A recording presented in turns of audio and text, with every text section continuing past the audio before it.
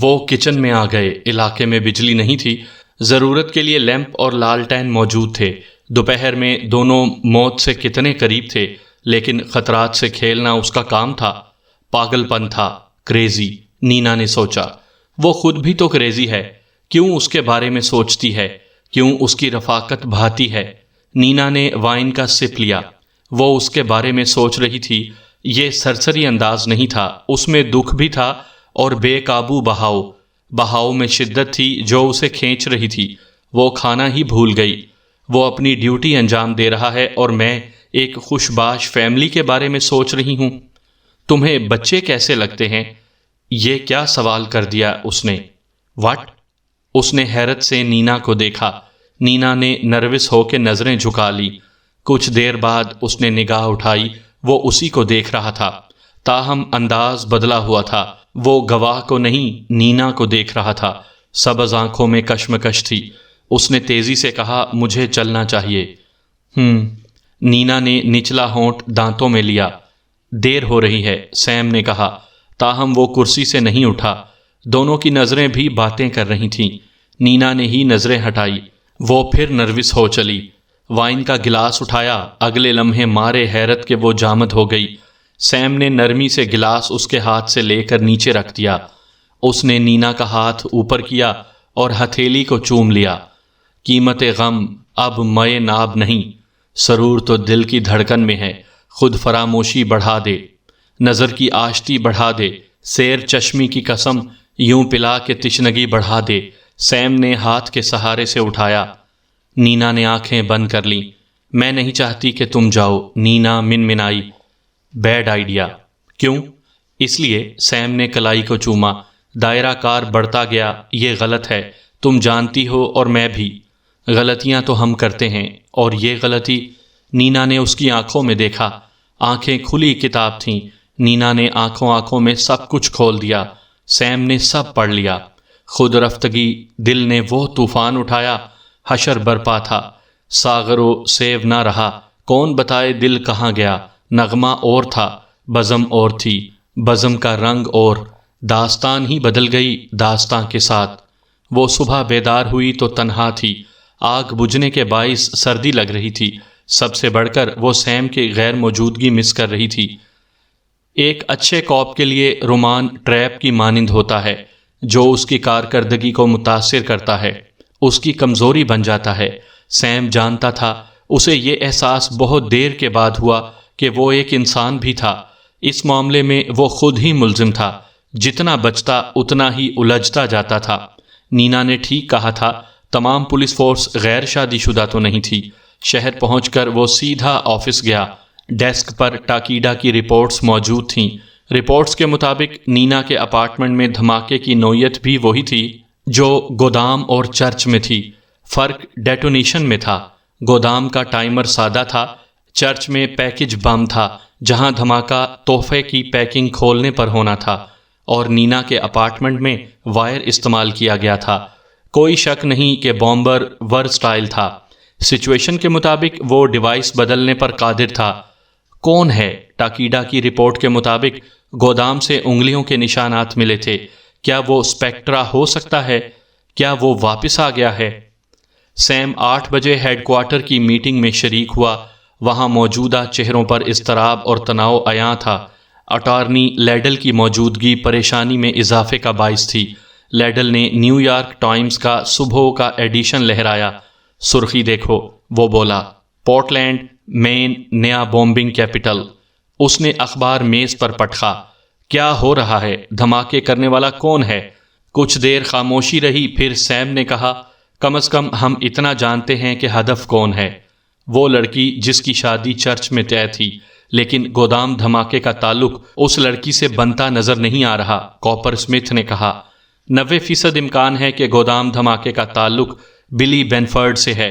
اس کا وکیل گلٹی کے بجائے بضد ہے کہ میں پلی بارگین کی بات کروں، لیڈل نے بتایا۔ وہ میرے گواہوں کو خوفزدہ کر رہا ہے۔ لیکن نینا یا نینا کے خاندان کا ایک بھی فرد بلی کو نہیں جانتا، گورڈن نے کہا۔ کچھ ہونے والا ہے، بلی کوئی منصوبہ بنا رہا ہے، میں مطمئن نہیں ہوں، لیڈل نے بے چینی کا اظہار کیا۔ وہ سلاخوں کے پیچھے سے ڈوریاں ہلا رہا ہے۔ لیکن تمہارا کیس مضبوط ہے، کاپر سمتھ نے کہا۔ ہاں لیکن لیڈل نے سیم کی طرف دیکھا۔ وہ لڑکی کہاں ہے؟ اس کی جان خطرے میں ہے۔ حالات کے تناظر میں نے اسے محفوظ جگہ پہنچا دیا ہے۔ میں اور گورڈن نہیں چاہیں گے کہ تیسرے آدمی کو پتہ چلے۔ اگر تمہارے ذہن میں کوئی سوال ہے تو میں پوچھ کر بتا دوں گا۔ میں صرف یہ جاننا چاہتا ہوں کہ بلی کیوں اسے مارنا چاہتا ہے، لیڈل نے سوال کیا۔ ضروری نہیں کہ بلی کا کوئی تعلق بنتا ہو، سیم نے کہا۔ ممکن ہے کوئی تیسری پارٹی ہو۔ ٹھیک ہے تو معلوم کرو۔ میں مزید دھماکوں کا متحمل نہیں ہو سکتا۔ بلی میرے گواہوں کو ہراساں کرنا چاہتا ہے۔ یہ کیس میرے لیے اہم ہے۔ لیڈل نے کرسی چھوڑ دی۔ اچانک کمرے کا دروازہ کھلا۔ ٹاکیڈا کا ہیجان زدہ چہرہ دکھائی دیا۔ ناقابل یقین، NCIC کی رپورٹ مل گئی ہے۔ انگلیوں کے نشانات اسپیکٹرا سے میچ کرتے ہیں۔ ناممکن، سیم نے شیٹ ٹاکیڈا کے ہاتھ سے لے لی۔ نینا پرانی بوٹ کے ساتھ جھیل میں تھی۔ دوپہر ڈھل رہی تھی۔ نینا نے آسمان کی طرف پرندوں کی جانب دیکھا۔ کوئی اسے آواز دے رہا تھا۔ نینا نے چونک کر گردن گھمائی۔ کنارے پر سیم کھڑا تھا۔ نینا اس کی جلد واپسی پر حیرت زدہ تھی۔ دھڑکن میں اضافہ ہو گیا۔ اس نے بوٹ گھمائی۔ قریب پہنچ کر نینا نے اس کے تاثرات پڑھنے کی کوشش کی لیکن ناکام رہی۔ نشیلی رات کی کوئی علامت نظر نہیں آئی۔ یہ آدمی اسے پاگل کر دے گا۔ سیم اسے سہارا دے کر ساحل پر لایا۔ نئی دریافت سامنے آئی ہے، اس نے اطلاع فراہم کی۔ کیا کہنا چاہ رہے ہو؟ ہمارے خیال میں ہم بومبر تک پہنچ گئے ہیں۔ میں چاہتا ہوں تم یہ تصاویر دیکھو۔ کاٹیج میں جا کر وہ دونوں کاؤچ پر بیٹھ گئے۔ نینا نے تصاویر دیکھنا شروع کی۔ سیم نینا سے 1 فٹ کے فاصلے پر خاموش بیٹھا تھا۔ اس کی نگاہوں میں توقعات کا عکس تھا۔ نینا احتیاط اور توجہ سے ایک کے بعد دوسری تصویر دیکھ رہی تھی۔ آخری فوٹو دیکھ کر اس نے نفی میں سر ہلایا۔ سیم نے مایوسی محسوس کی۔ تمہیں یقین ہے؟ ہاں، یہ سب میرے لیے اجنبی ہیں، نینا نے جواب دیا۔ وہ دیکھ رہی تھی کہ سیم کے تاثرات میں مایوسی غالب تھی۔ سیم نے کتاب کا چوتھا ورق پلٹا۔ اسے دیکھو، پہلے کالم میں نیچے کی طرف تیسرا شاٹ۔ اسے کبھی کہیں دیکھا ہے؟ نینا کئی منٹ تک تصویر کو گھورتی رہی۔ نہیں، میں اسے نہیں جانتی۔ اس کی آواز میں بھی بددلی در آئی۔ سیم نے فرسٹریشن ہو کر پشت ٹکا لی۔ یہ کیوں کر ممکن ہے؟ وہ بولا۔ نینا ابھی تک فوٹو کو دیکھ رہی تھی۔ تصویر کی نیلی آنکھیں نینا کے ذہن میں چبھ رہی تھیں۔ آنکھوں میں حیوانی چمک تھی۔ نینا جھرجھری لے کر رہ گئی۔ کون ہے یہ آدمی؟ وہ بولی۔ اس کا نام اسپیکٹرا ہے، ونسنٹ اسپیکٹرا۔ قد 5 فٹ 11 انچ، وزن 180 پاؤنڈ، عمر 46 برس۔ چند برس قبل یہ ملک سے غائب ہو گیا تھا۔ یہ ہٹ مین کی طرح ہے، بڑی رقم کے لیے کچھ بھی کر سکتا ہے۔ دھماکہ خیز مواد کا اسپیشلسٹ، دہشت گرد تنظیموں، جرائم پیشہ گینگسٹرز وغیرہ کے لیے کام کرتا ہے۔ سیم نے فنگر پرنٹس کے بارے میں بتایا اور اس کا طریقہ واردات بھی۔ مجھے یقین ہے کہ وہ تمہیں ختم کرنا چاہتا ہے، لیکن کیوں؟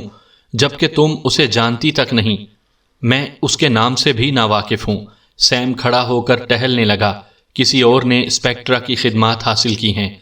ڈینیلا؟ نہیں، اس کا پولی گراف ٹیسٹ لیا جا چکا ہے، سیم نے کہا۔ نینا نے ایک بار پھر تصویر کو دیکھا۔ مبہم سا احساس تھا کہ اس نے اس چہرے میں یہ نیلی آنکھیں دیکھی ہیں۔ اس کے بارے میں مجھے کچھ اور بتاؤ۔ سیم کاؤچ پر اس کے قریب بیٹھ گیا۔ پیدائش سے لے کر اب تک اس نے اسپیکٹرا کے بارے میں بتایا، جس میں آرمی کی ملازمت کا ذکر بھی تھا۔ اس نے گرینڈا اور پاناما میں کام کیا تھا اور ان فٹ ہونے کے باعث ریٹائر ہو گیا تھا۔ اس کی ایک انگلی ضائع ہو گئی تھی اور… رکو، تم کہہ رہے ہو کہ اس کے ایک ہاتھ میں 4 انگلیاں تھیں؟ ہاں۔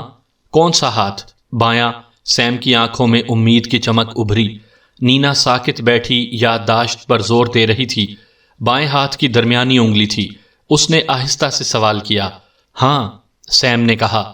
کوئی پور نہیں تھی، انگلی جڑ سے غائب تھی۔ تم نے اسے دیکھا تھا؟ سیم نے نینا کی آنکھوں میں جھانکا۔ کہاں؟ کیسے؟ اس کی آواز میں تناؤ تھا۔ چند ہفتے قبل ایمرجنسی روم میں۔ اس نے گلوز چڑھائے ہوئے تھے اور ان کو اتارنا نہیں چاہتا تھا، لیکن مجھے نبض دیکھنی تھی۔ مجھے حیرت ہوئی تھی۔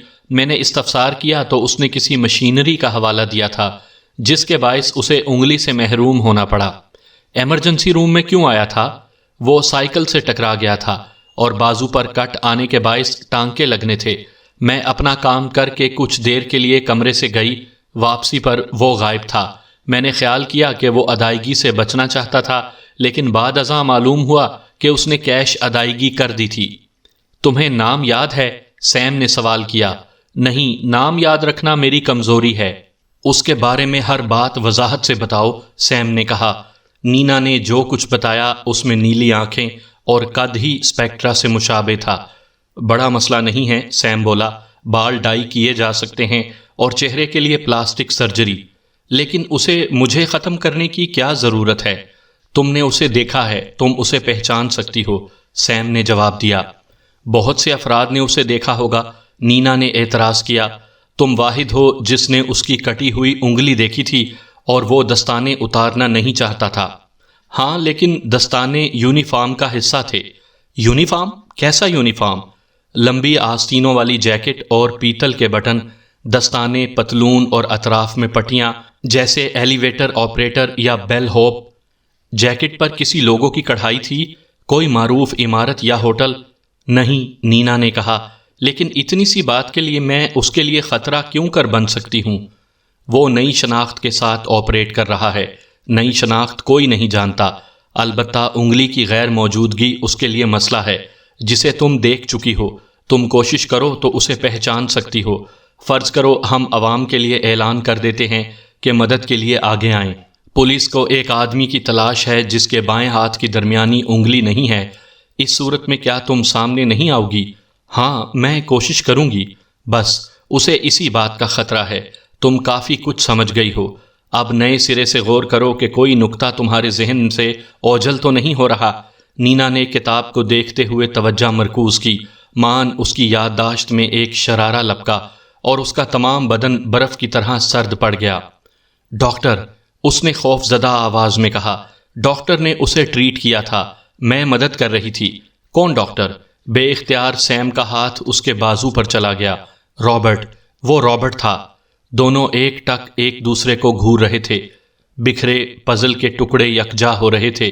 ایک ہی کمرے میں رابرٹ اور نینا نے اس وحشی کو دیکھا تھا، اور رابرٹ اب اس دنیا میں نہیں تھا۔ سیم نے نینا کا ہاتھ پکڑا۔ اٹھو، ہمیں جانا ہوگا۔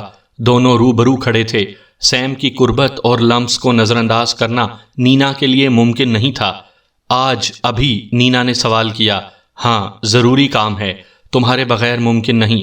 نینا نے اس کی آنکھوں میں چاہت کا جگنو جل کے بجھتے دیکھا۔ سیم نے فی الفور رخ پھیر لیا۔ نینا گھوم کے پھر اس کے سامنے آ گئی۔ نظر چرا رہے ہو؟ نہیں، سیم نے کہا۔ کل رات ہمارے درمیان کیا ہوا تھا؟ کیا مطلب ہے؟ سیم نے تجاہل عارفانہ سے کام لیا۔ مجھے ابھی تک یقین نہیں آیا۔ کیا مجھ سے غلطی ہوئی یا پھر تم سے، یا ہم دونوں ہی؟ سیم نے گہری سانس لی۔ رات جو ہوا نہیں ہونا چاہیے تھا، غلطی تھی۔ میں غلطی نہیں سمجھتی۔ نینا، تفتیشی افسر کے لیے رومان میں جانے سے دونوں کے لیے خطرات بڑھ جاتے ہیں۔ ہو سکتا ہے، لیکن میں تفتیشی افسر نہیں ہوں۔ میں مجبور ہو گئی ہوں۔ میں کیا کروں؟ سیم، میں نینا نے رخ پھیر لیا۔ میں حال دل سے واقف ہوں، لیکن میں تمہارے لیے فٹ نہیں ہوں۔ کیونکہ تم پولیس آفیسر ہو؟ کیا تم واقعی سمجھتے ہو کہ میں تمہیں صرف ایک کوپ تصور کرتی ہوں؟ کیا ایسا نہیں ہے؟ نہیں۔ نینا نے ہاتھ سیم کے رخسار پر رکھا۔ وہ اندر ہی اندر کسمسایا، لیکن جگہ سے نہیں ہٹا۔ سیم، تم ڈیوٹی سے زیادہ میرا خیال رکھتے ہو۔ یہ میری جاب ہے۔ کیا تمہیں یقین ہے کہ تم صرف جاب نبھا رہے ہو؟ وہ خاموش تھا، جواب دینے سے ہچکچا رہا تھا۔ نینا نے سوال دہرایا۔ نہیں، سیم نے تسلیم کیا۔ یہ جاب سے زیادہ ہے۔ تم میری ذمہ داری سے بڑھ کر ہو۔ نینا کے چہرے پر دل نشین مسکراہٹ ابھری۔ نظروں کی ہلاوت تھی، گویا مئے گلفام کی مانند۔ نینا کے علم میں تھا کہ یہ جواب آنا ہی تھا۔ گزری رات کی مدہوشی نے تصدیق کر دی تھی، روبوٹ میں سے انسان باہر آ گیا تھا۔ نینا کمپیوٹر پر ابھرنے والے اسکیچ کو گھور رہی تھی۔ وہ 1 گھنٹے سے کام کر رہے تھے۔ پلاسٹک سرجری کی وجہ سے متعدد بار چہرے کی ساخت تبدیل کرنی پڑی۔ بال کالے کر دیے گئے تھے۔ نینا بے بسی محسوس کر رہی تھی۔ میں نے اسے ایک بار دیکھا تھا اور ظاہر ہے کہ شعوری طور پر چہرے پر غور نہیں کیا تھا۔ ایمانداری کی بات ہے کہ میرے خیال میں یہ اسکیچ اصل کے مطابق نہیں ہے. اگر میں نے سرسری طور پر بھی اس کا اصل چہرہ دیکھا ہوتا تو شاید اسکیچ بہتر شکل میں سامنے آتا، نینا نے کہا. پرنٹ آؤٹ نکالو، سیم نے کمپیوٹر آپریٹر کو ہدایت دی. سوری، میں زیادہ مددگار ثابت نہیں ہوئی، نینا نے شرمندگی سے کہا. پریشان مت ہو، تم نے اپنی بہترین کوشش کی ہے، سیم نے تسلی دی. اب ہم دوسری طرف چلتے ہیں. کہاں؟ ہسپتال. گورڈن وہاں پہلے سے موجود تھا. متواتر کام کی تھکاوٹ چہرے سے عیاں تھی. گورڈن نے اپنی چھان بین کے بارے میں بتایا تھا. گورڈن نے ایک شیٹ سیم کے حوالے کی. اسپیکٹرا 29 مئی کو 5 بجے شام ایمرجنسی روم میں آیا تھا. نام کی جگہ لارنس فولی لکھا تھا. پتہ اور بلنگ کی تفصیل، حادثے کی تفصیل. شیٹ کے زیریں حصے میں رابرٹ اور نینا کے دستخط تھے. نام اور پتہ چیک کر لیا؟ ہاں، دونوں جعلی ہیں، گورڈن نے جواب دیا. وہ مارا، یہی ہمارا مطلوبہ شخص ہے، سیم نے پرجوش آواز میں کہا. لیکن پکڑنا مشکل ہے، گورڈن نے کہا. کوئی اشارہ، کوئی ٹریل نہیں ہے. تم وردی کو بھول رہے ہو، سیم نے کہا. یہ کسی ہوٹل کا یونیفارم ہے. وہ بہت مکار ہے، اسے ملازمت کی ضرورت نہیں ہے، یونیفارم وقتی ہے. سیم بھی گورڈن کی مانند تھکا ہوا تھا. نینا اسے چھونا چاہ رہی تھی لیکن گورڈن کی موجودگی میں نہیں. ہمیں تمام ہوٹل اور ان کے بیل ہوپس، بیرے یا دربان کو چیک کرنا ہوگا، اور ہمیں آرام کی بھی ضرورت ہے، سیم نے جمائی لی. بالکل، نینا نے ہاں میں ہاں ملائی. بغیر وقفے کے کام نہیں کیا جا سکتا. سیم گورڈن سے زیادہ تھک چکا تھا. تم اسے گھر لے جاؤ، گورڈن نے نینا سے کہا. نینا اٹھ گئی. سیم آؤ، میں تمہیں گھر چھوڑ دیتی ہوں، اس نے نرمی سے کہا. اسپیکٹرا ٹی وی پر پولیس اسکیچ دیکھ کر ہنس رہا تھا. What a joke! اس کا موجودہ حلیہ اسکیچ سے قطعی مختلف تھا. اسپیکٹرا کو سیم سے یہ توقع نہیں تھی. سیم ایک قابل قدر مد مقابل تھا. البتہ وہ اس راہ پر آ گیا تھا کہ اسپیکٹرا زندہ ہے اور واپس آ چکا ہے. چرچ والی لڑکی نے اسکیچ بنوانے میں مدد دی ہوگی. اسپیکٹرا کے نزدیک اسکیچ کی کوئی اہمیت نہیں تھی. اسے نینا نامی لڑکی سے غرض تھی. اگرچہ نینا بھی کچھ نہیں کر سکتی تھی لیکن اسپیکٹرا رسک لینے کا قائل نہیں تھا. ٹی وی بند کر کے وہ بیڈ روم میں آ گیا جہاں ایک حسین عورت محو خواب تھی.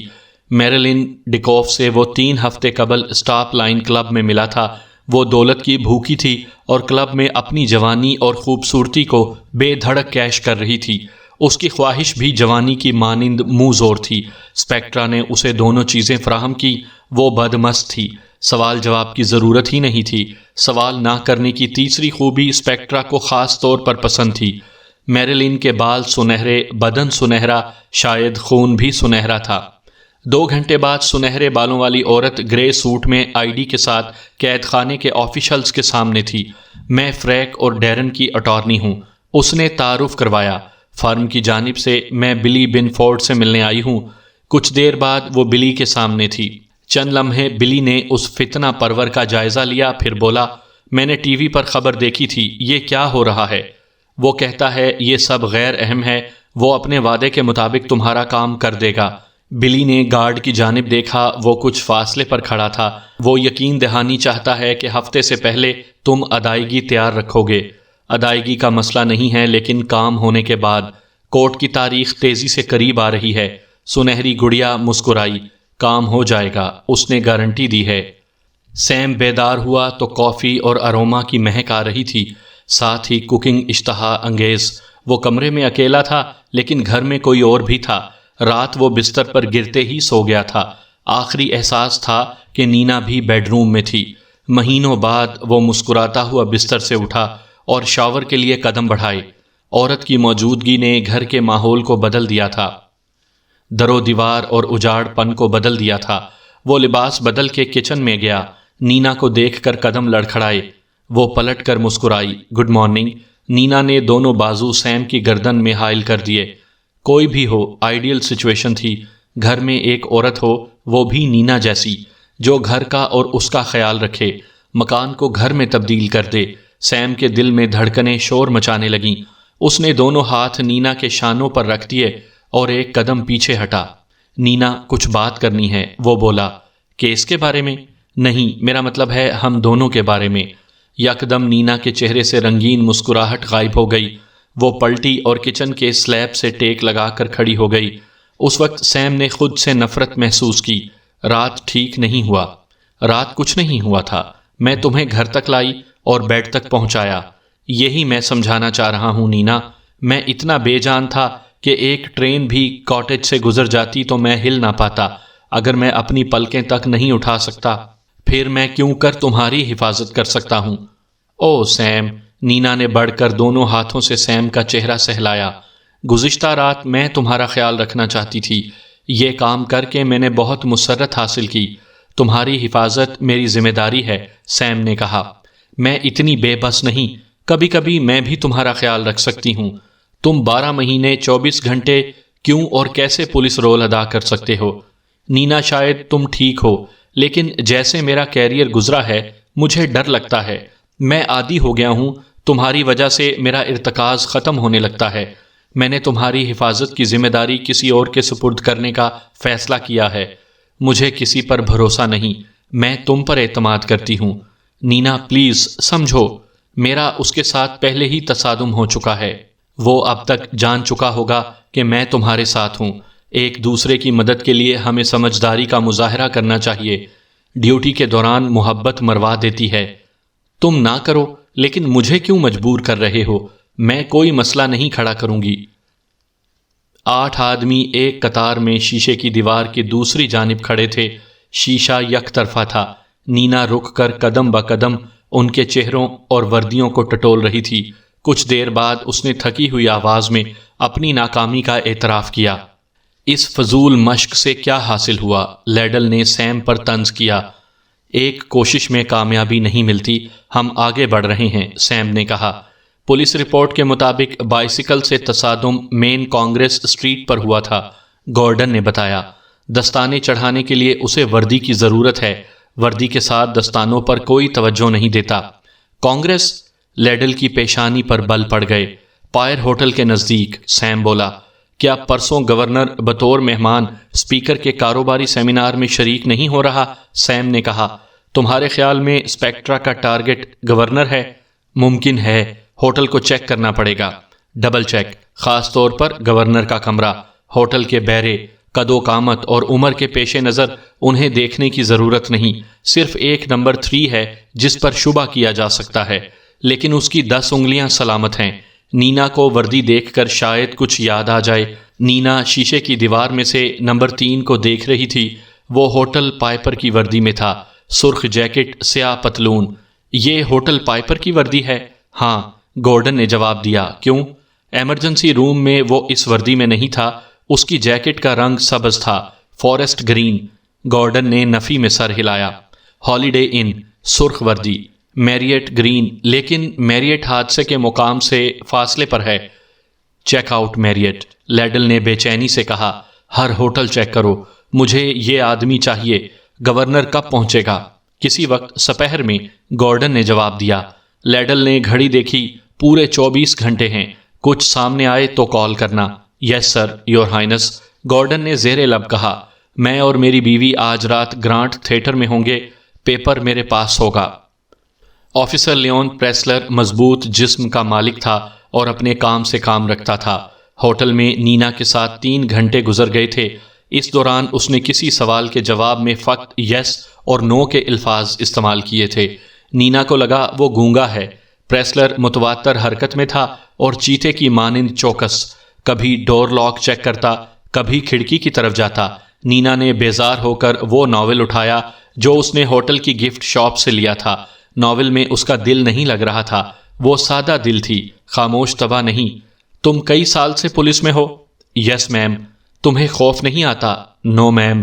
پریسلر نے نینا کو نظر انداز کر کے کھڑکی سے جھانکا۔ نینا نے پھر کوشش کی، جواب میں پھر وہی یس اینڈ نو۔ میٹنگ جاری تھی، وہ کوئی سراغ حاصل نہیں کر سکے تھے۔ رائے تقسیم ہو گئی تھی کہ اسپیکٹرا کا ہدف کون ہے۔ بہت کچھ اس امر پر انحصار کرتا تھا کہ اسے کس نے ہائر کیا ہے۔ سائیکل سوار کا تفصیلی انٹرویو کیا گیا تھا۔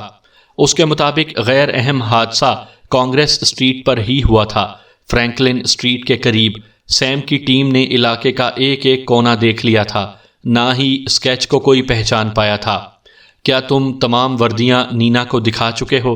چیف نے سیم سے سوال کیا۔ چند رہ گئی ہیں، ان کو حاصل کرنا ہے۔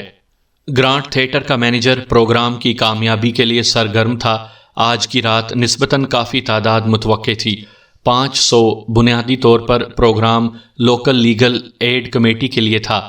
تمام وکلاء جیز سے لطف اندوز ہونے کے لیے ادائیگی کر چکے تھے۔ مینیجر کے لیے یہ باعث حیرت تھا، تاہم وہ خوش تھا۔ یوں معلوم ہوتا ہے کہ ایک اہلکار موجود نہیں ہے، نگران نے مینیجر کو بتایا۔ کون؟ وہ جسے 2 دن قبل ایجنسی کے ذریعے ہائر کیا گیا تھا۔ ایجنسیاں قابل بھروسہ نہیں ہوتی، مینیجر نے تبصرہ کیا۔ چنانچہ متبادل کا بندوبست رکھنا چاہیے، کم از کم شروع میں۔ تیاری کرو، یہ وکلاء ہیں، دماغ رکھتے ہیں، کوئی جھول نہیں ہونا چاہیے۔ نینا پریسلر کے ساتھ واپس پولیس ہیڈ کوارٹر میں تھی۔ سیم نے رسمی انداز میں سر کو جنبش دی، نینا نے بھی اسی انداز میں جواب دیا۔ وہاں 2 عدد سادہ پوش بھی موجود تھے۔ ہم چاہتے ہیں کہ تم کچھ اور یونیفارم دیکھ لو۔ ان میں گائیڈ وہ جو سینما میں نشست کے لیے رہنمائی کرتے ہیں، بیرے اور ایلیویٹرز کی وردیاں ہیں، تمام سبز رنگ کے شیڈز ہیں۔ نینا نے جائزہ لیا اور انکار میں سر ہلایا۔ وہ کونے والا یونیفارم دیکھو، اس میں سنہری پٹیاں ہیں، اس میں سبز پر سیاہ پٹیاں تھیں شولڈر کے ساتھ۔ Okay, thanks everyone, session is over. پریسلر، تم کچھ کھا لو اور آرام کرو، سیم نے کہا۔ میں نینا کو ہوٹل لے جاؤں گا، تم 1 گھنٹے بعد پہنچ جانا۔ چند منٹ میں وہاں سیم اور نینا تنہا رہ گئے، دونوں خاموش تھے۔ امید ہے کہ ہوٹل میں تمہیں کوئی پریشانی نہیں ہوئی ہوگی، نینا نے کہا۔ میرے لیے یہ قید کی مانند ہے، میری جاب ہے، میری لائف ہے، میں ایک کوپ کے ساتھ ہوٹل میں نہیں رہ سکتی۔ اس نے مجھے فون تک نہیں کرنے دیا۔ او نینا، میں نے اسے منع کیا تھا۔ نینا نے گہری سانس لی۔ سیم، مجھے میری زندگی واپس دے دو، یہاں تمہاری ضرورت ہے۔ اسی طرح وہ بل سے نکلے گا۔ تم اسے پکڑنے کے لیے مجھے استعمال کر رہے ہو۔ میرے لیے تمہاری اہمیت محض اس لیے نہیں ہے کہ میں اسے پکڑنا چاہتا ہوں۔ سیم نے دونوں ہاتھ نینا کے شانوں پر رکھ دیے۔ اور یہ بات تم بھی جانتی ہو۔ واقعی میں جانتی ہوں، نینا نے سوال کیا۔ جواب میں سیم نے چہرہ جھکایا۔ نینا کا بدن از خود لرز اٹھا۔ دروازے پر دستک ہوئی اور وہ دونوں خمار آلود لمحوں سے نکل آئے۔ گورڈن بوکھلایا ہوا دروازے میں کھڑا تھا۔ او، میں برگر لینے جا رہا تھا، سوچا تم سے بھی معلوم کر لوں۔ ہم ہوٹل میں کچھ لے لیں گے، سیم نے کہا۔ کیا میں ایک کال کر سکتی ہوں؟ کسے؟ سیم نے سوال کیا۔ کیوں؟ میرے گھر والوں کو علم ہونا چاہیے کہ میں ٹھیک ہوں۔ ٹھیک ہے، سیم نے سوچ کر جواب دیا، لیکن یہ مت بتانا کہ تم کہاں ہو۔ ہیلو، دس از نینا، میں بہن یا بہنوئی سے بات کروں گی۔ سوری، مسٹر اینڈ مسز ہیورڈ گھر میں نہیں ہیں، اگر آپ کہیں تو واپسی پر کال بیک کروا دوں؟ ملازمہ نے کہا۔ میں بعد میں خود کر لوں گی، نینا نے کہا۔ وہ کب تک آئیں گے؟ وہ گرانٹ تھیٹر میں ہیں، لیگل ایڈ بینیفٹ کے لیے۔ میرا خیال ہے کہ 10:30 بجے واپسی ہوگی۔ انہیں کافی اور ڈیزرٹ کا شوق ہے، آدھی رات ہو جائے گی۔ او نو، میں کل فون کر لوں گی۔ گھر خالی ہے، سیم نے کہا۔ میرا خیال تھا کہ وہ جیک کی لا فرم کی طرف گئے ہوں گے، لیکن وہ تھیٹر گئے ہیں۔ تمہارا بہنوئی وکیل ہے؟ سیم نے پرسوچ انداز میں سوال کیا۔ وہ جج بننا چاہتا ہے، حالانکہ اس کی عمر ابھی 30 برس ہے۔ تمہیں کیا ہوا؟ نینا نے سیم کی پرشکن پیشانی دیکھی۔ وہ کون سے تھیٹر گئے ہیں؟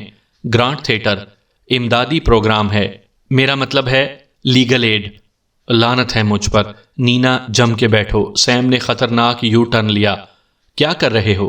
Grant theatre, legal aid benefit, وہاں کیسے افراد ہوں گے؟ ظاہر ہے وکلاء کی کثیر تعداد وہاں آئے گی، نینا نے جواب دیا۔ ٹھیک، اور محترم ڈی اے فارم لیڈل بھی وہاں ہوں گے۔ میں وکلاء کو زیادہ پسند نہیں کرتا، لیکن ان کی لاشیں اٹھانا بھی پاگل پن ہے۔ میں سمجھی نہیں، کیا تھیٹر ٹارگٹ ہے؟ لیکن وکلاء تو بلیک اینڈ وائٹ یونیفارم میں ہوں گے۔ سوچو، وہاں اندازاً سینکڑوں وکلاء ہوں گے۔ نشستوں تک رہنمائی کے لیے ایک گائیڈ نہیں ہوگا۔ جتنے ہوں گے یونیفارم میں ہوں گے، اور میری یادداشت دھوکہ نہیں دے رہی تو گائیڈز کا یونیفارم سبز ہے۔ سیم نے پارکنگ تلاش کرنے میں وقت ضائع نہیں کیا۔ 8:20 ہو رہے تھے۔ وہ دونوں گاڑی سے نکلے تو دربان نے اعتراض کیا۔ سیم نے بیج لہرا کے پولیس کہا اور آگے بڑھ گیا۔ لابی سنسان تھی، وہ بڑھتے گئے۔ سماعت نے دھن کی آواز اٹھائی۔ سیم نے ہال کا دروازہ کھول دیا۔ گائیڈز نے احتجاج کیا۔ نینا چیک کرو، سیم نے کہا۔ وہ 4 تھے، کیا چیک کرو؟ ایک نے سوال کیا۔